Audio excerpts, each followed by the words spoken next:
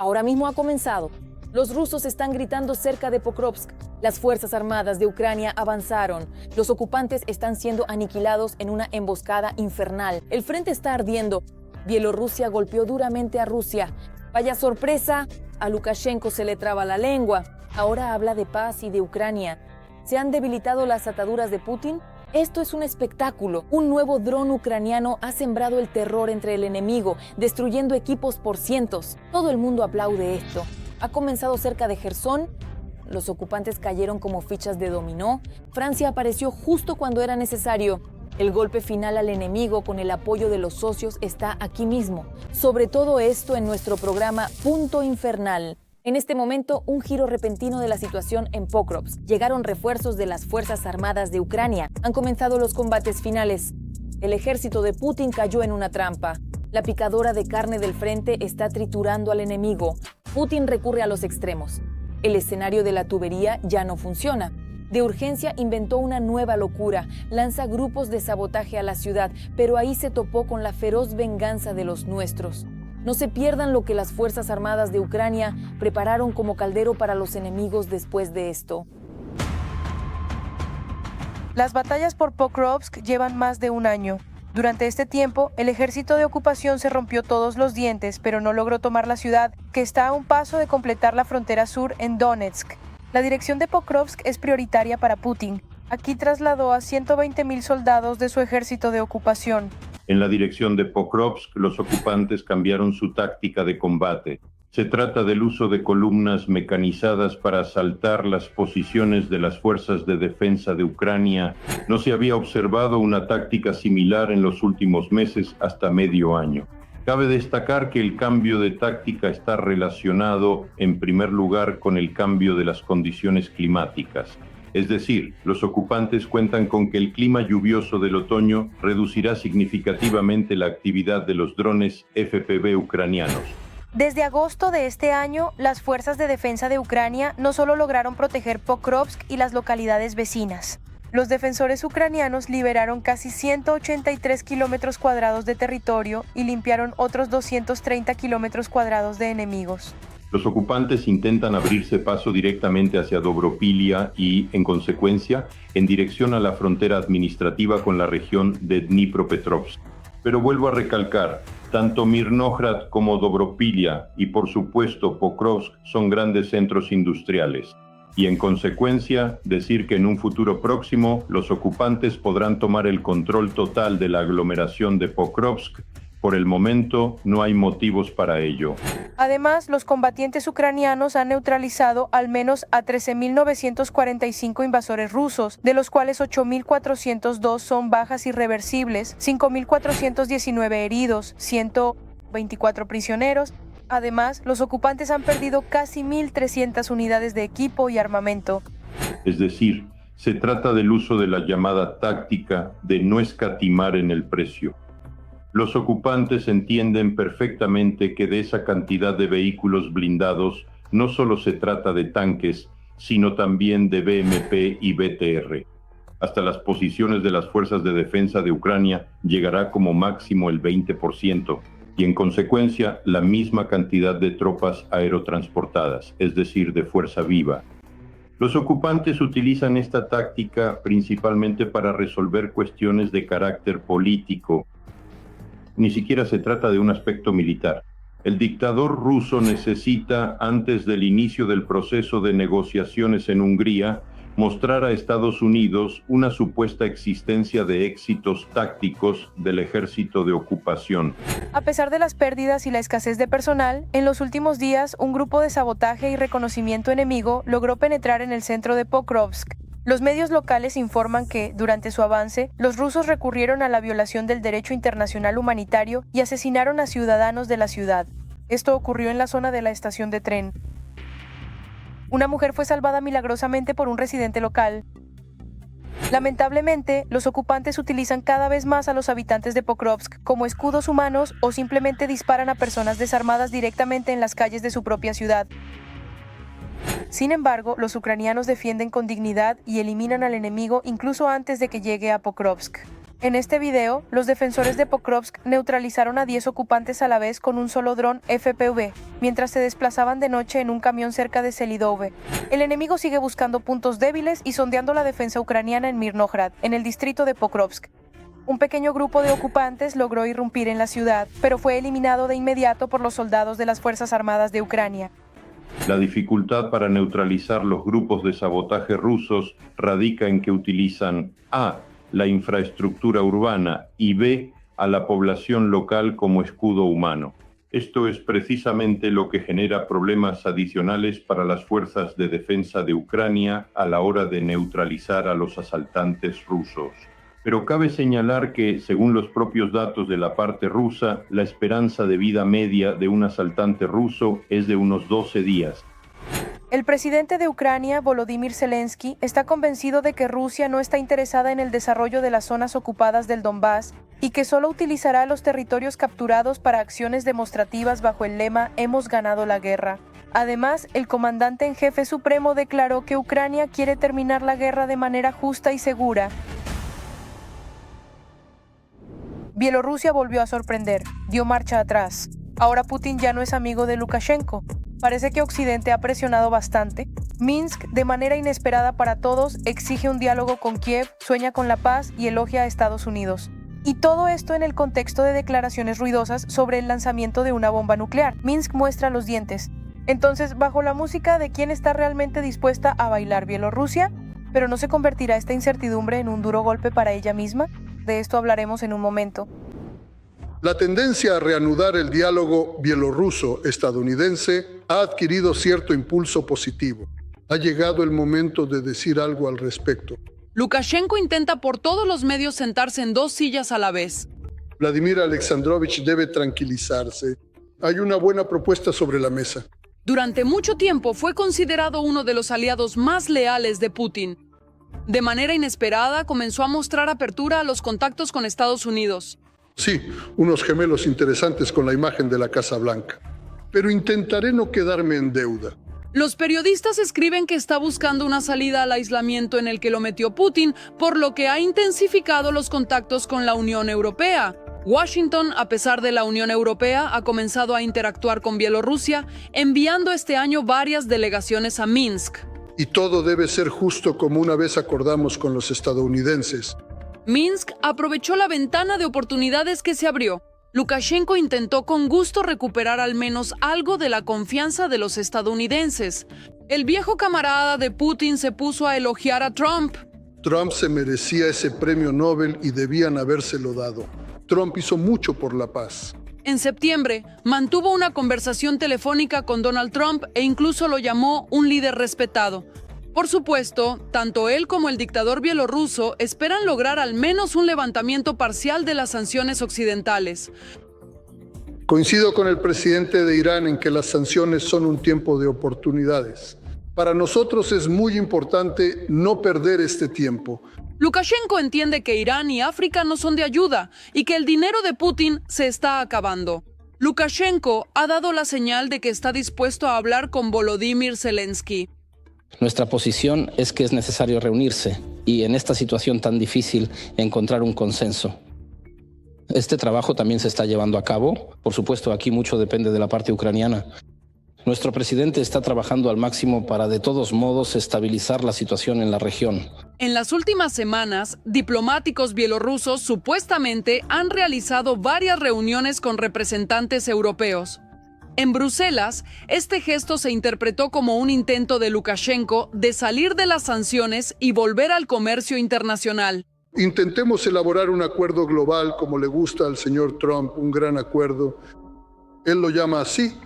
Los periodistas escriben que es precisamente Yuri Ambrazevich, designado como embajador de Bielorrusia en el Vaticano, quien de hecho coordina los contactos de Minsk con Europa Occidental. Él transmitió a los diplomáticos europeos el mensaje de que Bielorrusia busca romper el aislamiento político y supuestamente está dispuesta a desempeñar el papel de mediador entre Rusia y Ucrania. Por eso, para nosotros, una Ucrania soberana e independiente es una cuestión principal y de gran importancia. Debe ser pacífica, no crear ningún problema ni amenaza para nadie y desarrollarse como un Estado independiente. Estamos a favor de esto, estamos a favor de la paz y en este sentido estamos dispuestos a trabajar a Bielorrusia como el aliado más cercano de Rusia en la resolución de la crisis ucraniana, así como en la construcción de la arquitectura de seguridad regional. Se le asigna, como ya he dicho, un papel determinado. Los estadounidenses nos han notado en este proceso. Europa reacciona con cautela ante las convulsiones del bielorruso Lukashenko, sabiendo que al bigotudo le gusta jugar a un doble juego. Pero hay que actuar con urgencia, porque sea como sea, Rusia avanza en el frente.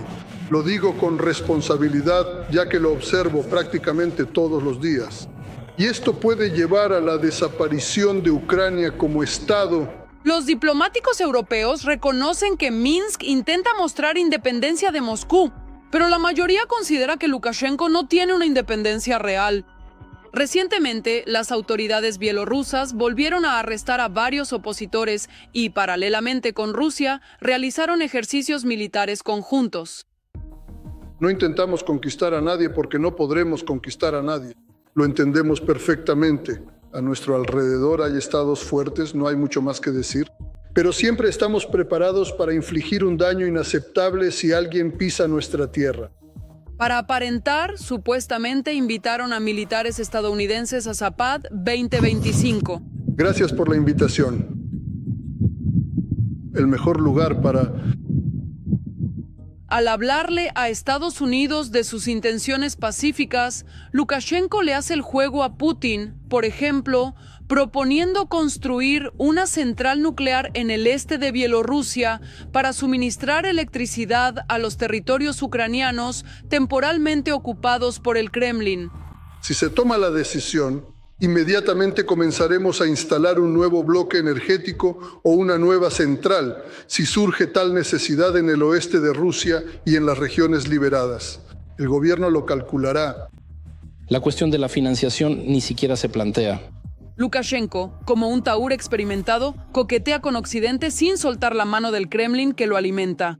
Usted dijo que estadounidenses le pidieron transmitir un mensaje a Moscú esta vez. ¿Hay algo así?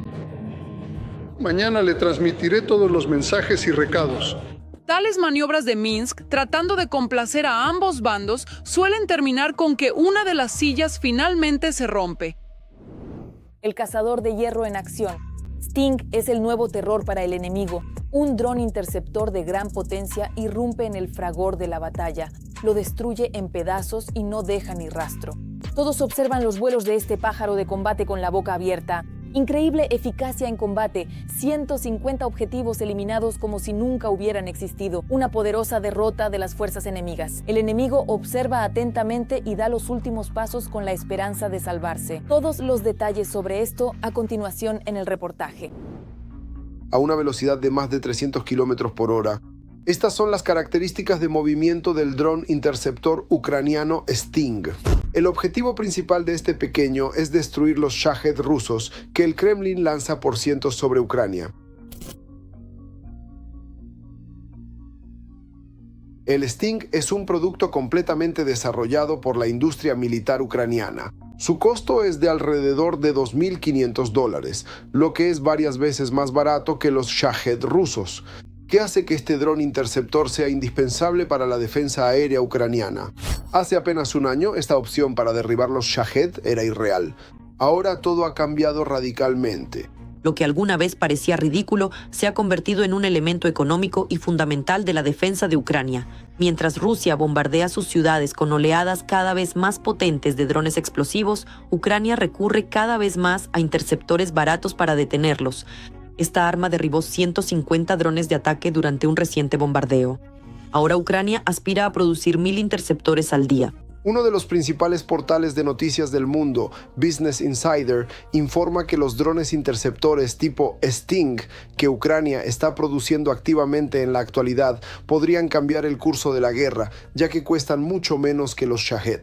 Siempre ha habido y sigue habiendo una búsqueda constante de medios económicos para destruir las capacidades ofensivas del enemigo en forma de drones y misiles. Y estos drones interceptores, cuyo costo es prácticamente 10 veces menor que el del propio dron de ataque que va a atacar un objetivo, ya sea civil o militar, han llevado a la expansión de este tipo de soluciones. Desde principios del año 24, los ingenieros y desarrolladores ucranianos de drones comenzaron activamente a modificar cuadricópteros para convertirlos en drones capaces de destruir los Shahed. Los diseños de los drones interceptores están evolucionando rápidamente. Por ejemplo, el Sting está equipado con una ojiva que acelera hasta 340 km/h gracias a 4 palas giratorias. Este interceptor, guiado por sensores, fabricado por el productor ucraniano de drones Wild Hornets, se asemeja a un cohete de mano y es lo suficientemente pequeño como para caber en una bolsa de viaje. Otros interceptores se parecen a pequeños planeadores. Las tripulaciones que los lanzan deben reaccionar de inmediato ante las amenazas. El piloto del Sting contó que su equipo sale de noche, guiado por los grupos de reconocimiento, teniendo solo 10 minutos para interceptar los drones rusos que se acercan antes de que salgan de la zona de alcance. La mejora de los drones interceptores no se detiene ni un minuto. Las tasas de éxito varían desde el 30% para algunos interceptores hasta 80 y 90%. El éxito depende de una gran cantidad de factores: el tipo de objetivos, el momento de la interceptación, las habilidades del piloto y muchos otros. El interés y la demanda de interceptores aumentaron drásticamente no solo en Ucrania, sino también en los países de la OTAN, después de que los primeros drones rusos cruzaran la frontera con Polonia. Más aún, el Kremlin sigue invirtiendo enormes sumas de dinero en el desarrollo y la producción de drones de ataque tipo Shahed. Ucrania y los países de la OTAN quieren contar con una defensa eficaz y sobre todo económica. Estamos manteniendo negociaciones con líderes bastante importantes en ciertos sectores a nivel mundial, con empresas que están interesadas en comprar nuestros drones. Algunas tecnologías, digamos, las hemos tomado del extranjero, de socios internacionales con los que hemos trabajado. Estas están integradas en nuestra solución. Y el interés es serio porque tenemos el mayor, lamentablemente para nosotros, pero bueno para el mundo, para quienes fabrican armamento, el mayor campo de pruebas de tecnologías militares del mundo. Durante uno de los últimos ataques contra Ucrania, Rusia lanzó casi 800 objetivos aéreos y, según estimaciones de las inteligencias occidentales, el Kremlin pronto podría lanzar hasta 2.000 Shaheds de diferentes modificaciones.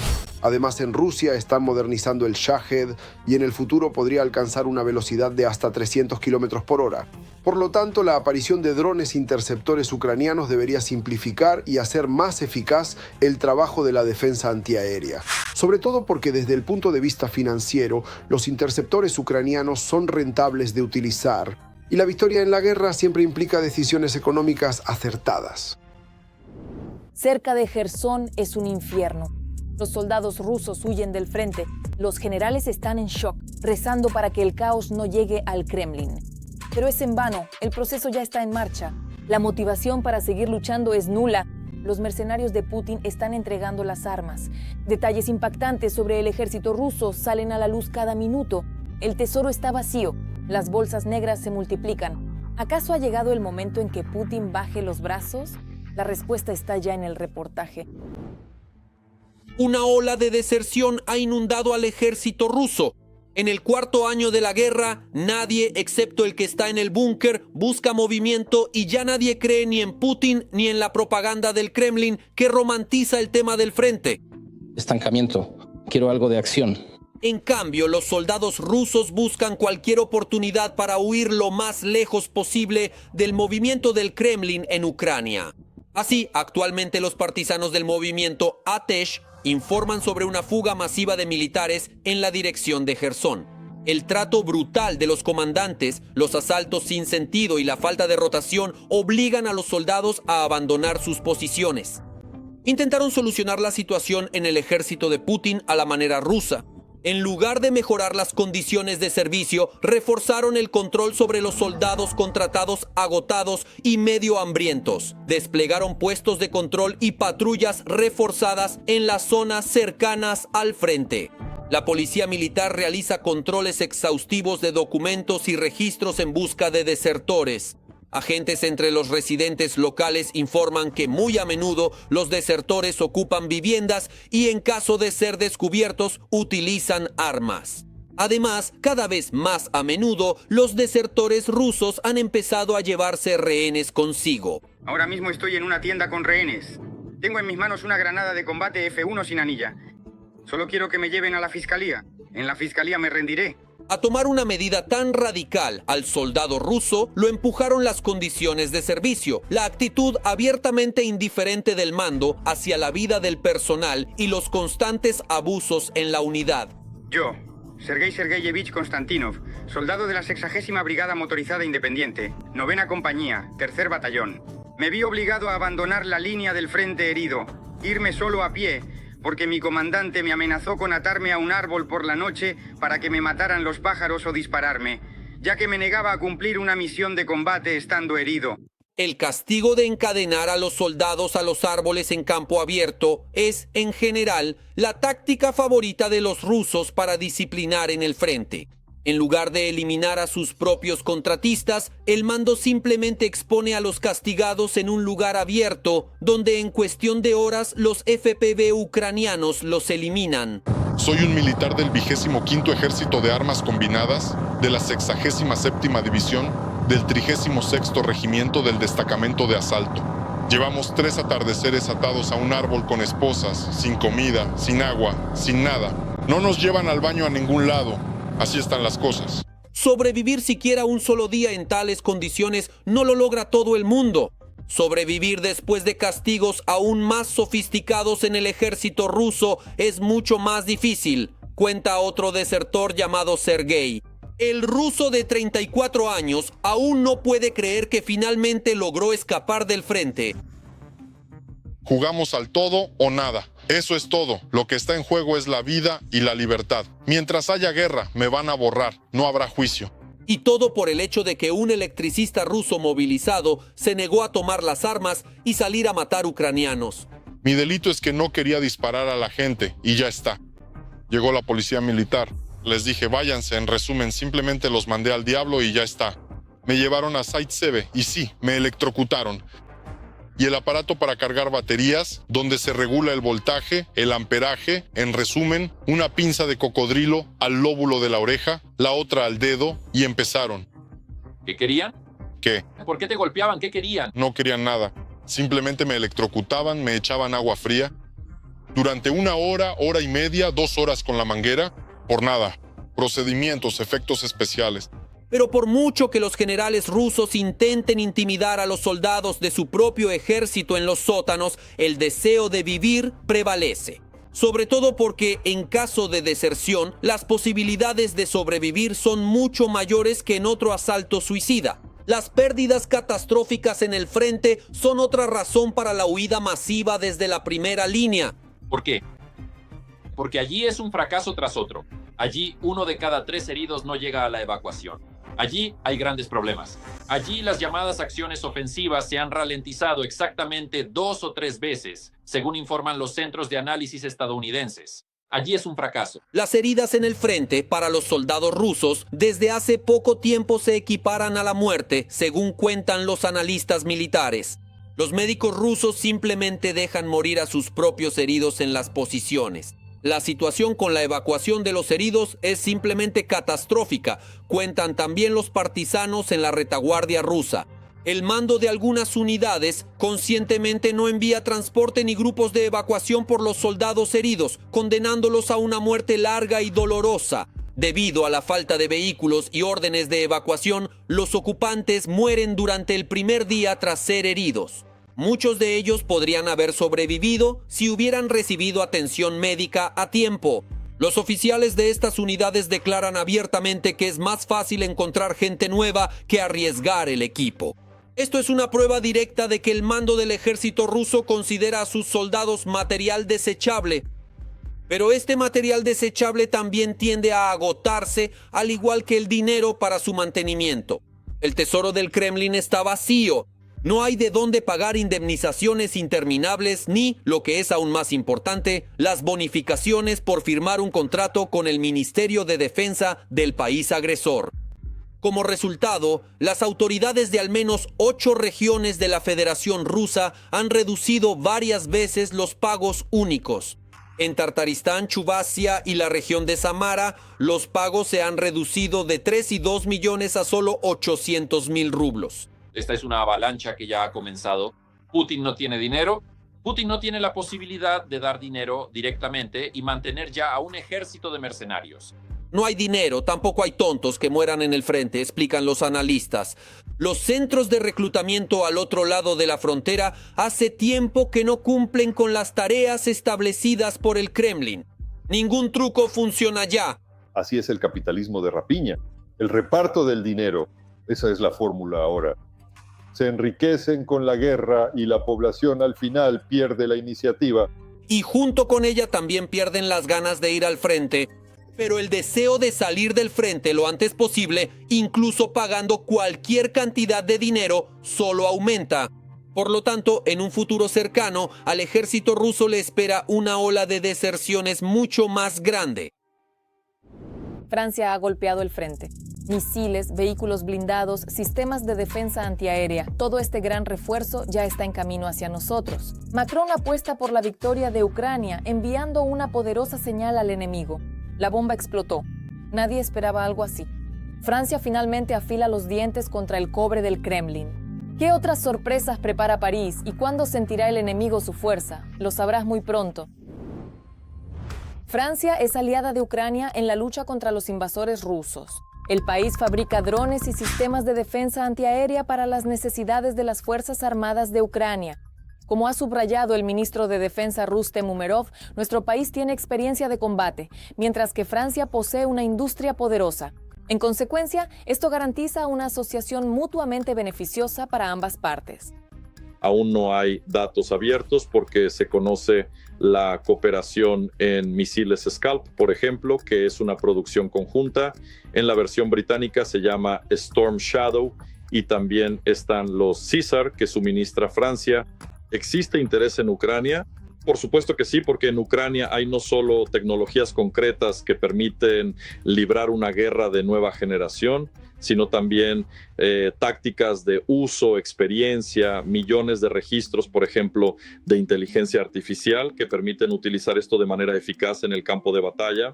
Por supuesto, esto es muy interesante para los franceses, como para cualquier país, en principio, que coopera con Ucrania. Fueron precisamente los franceses, junto con el Reino Unido, quienes propusieron la idea de enviar fuerzas de paz a Ucrania para garantizar la seguridad de nuestro país. El ministro de Asuntos Exteriores, Sikorsky, dijo muy claramente, ¿pero de qué garantías de seguridad están hablando? Las garantías de seguridad deben decir claramente si están dispuestos a disparar contra los rusos. Si están dispuestos a disparar contra los rusos, entonces deben hacerlo ya, porque Rusia ya ha atacado a Ucrania.